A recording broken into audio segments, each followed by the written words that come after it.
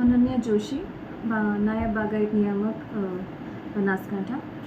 બનાસકાંઠામાં બાગાયતી ખેતી કરતા ખેડૂતો માટે જાણકારી આપવા માગું છું કે બાગાયત ખાતા દ્વારા બાગાયતી ખેતી કરતા તમામ ખેડૂતોને વિવિધ અલગ અલગ યોજના થકી લાભ આપવામાં આવે છે. અલગ અલગ અમારી જોડે 125 ઘટકો છે, જેમાં બાગાયતી ખેતી કરતા ખેડૂતોને લાભ આપવામાં આવે છે. જનરલી યુનિટ કોસ્ટ જે નક્કી કરવામાં આવે છે સરકાર દ્વારા, એના 50% જનરલ ખેડૂતોને અને રિઝર્વ કેટેગરીના ખેડૂતોને 75% સુધી સહાય આપવામાં આવે છે. બાગાયતી ખેતીની વાત કરીએ તો એમાં ફળપાક, શાકભાજી, ફૂલપાક, મસાલા પાક, આ બધા તમામ પાકોનું ખેતી તથા એનું મૂલ્યવર્ધન અને એના રોપા ઉછેર, દર ઉત્પાદન બધા જ ઘટકોનો સમાવેશ કરવામાં આવે છે.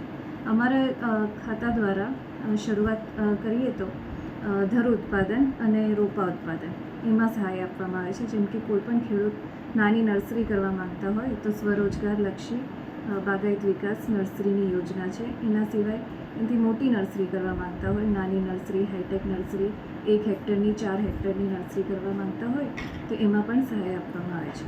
પછી આવે છે વાવેતર. શાકભાજીનું વાવેતર હોય તો હાઇબ્રિડ બિયારણથી શાકભાજીનું વાવેતર કરતા હોય ખેડૂત તો એમાં સહાય આપવામાં આવે છે. પછી ફૂલપાકના ધરો ઉપર સહાય આપવામાં આવે છે. ફળપાકમાં તમામ વિવિધ ફળપાકોની ખેતી ઉપર સહાય આપવામાં આવે છે. બનાસકાંઠામાં દાડમ પાકનું વાવેતર ખૂબ સારા પ્રમાણમાં થાય છે, તો દાડમના પાક ઉપર સહાય આપવામાં આવે છે. એના સિવાય ખારેકની ખેતી, ટિશ્યુ કલ્ચર ખારેકની ખેતી ઉપર સહાય આપવામાં આવે છે. રોપા દીઠ આપવામાં આવે છે, એમાં 2 હેક્ટરની મર્યાદામાં. પછી પપૈયાની ખેતી છે. એવા તમામ વિવિધ અલગ અલગ ફળપાકોની ખેતી ઉપર સહાય આપવામાં આવે છે. આંબા પાકની ખેતીમાં ચીકુના, લીંબુ બધા જ તમામ પાકના ખેતી ઉપર સહાય આપવામાં આવે છે. પછી આવે છે મસાલા પાક. મસાલા પાકમાં પણ યોજના અમારી નવી આવી રહી છે, જેમાં મસાલા પાકના બિયારણ ઉપર સહાય આપવામાં આવશે. આના સિવાય તમે રક્ષિત ખેતી, જેમ કે આપણા બનાસકાંઠામાં ચાલુ વર્ષમાં આપણે જોયું કે ગરમીનું પ્રમાણ ખૂબ વધી ગયું હતું, પાણીની પણ અછતની તકલીફ હતી.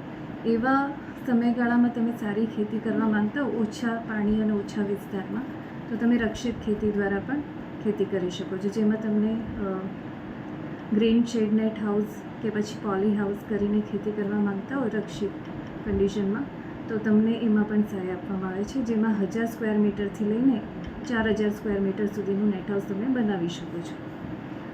બીજું મૂલ્યવર્ધનની વાત કરીએ તો કોઈ પણ બાગાયતી પાક હોય એનું મૂલ્યવર્ધન કરવા માંગતા હોય તો મૂલ્યવર્ધન એકમો, પછી પ્રોસેસિંગ યુનિટ, એના ઉપર પણ સહાય આપવામાં આવે છે.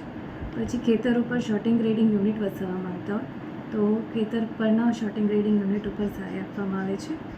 આના સિવાય મોટા પ્રોજેક્ટ્સની વાત કરીએ તો કોલ્ડ સ્ટોરેજ, જેમાં 5000 મેટ્રિક ટન સુધીના કોલ્ડ સ્ટોરેજ ઉપર સહાય આપવામાં આવે છે. આવી રીતે અમારા વિવિધ ઘટકો છે જેમાં ખેડૂતો લાભ લઈ શકે છે અને બાગાયતી ખેતી અપનાવી શકે છે.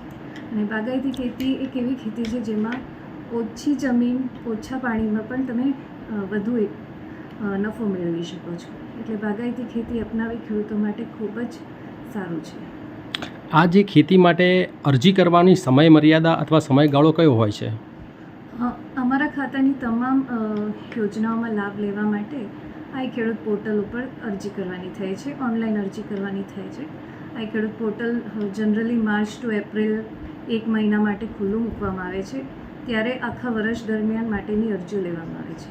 ત્યારે ખેડૂત એમના નજીકના કોઈપણ સાયબર કેફે છે અથવા મોબાઈલથી અથવા ગ્રામ પંચાયતમાં જઈને વીસી થ્રુ અરજી કરી શકે છે.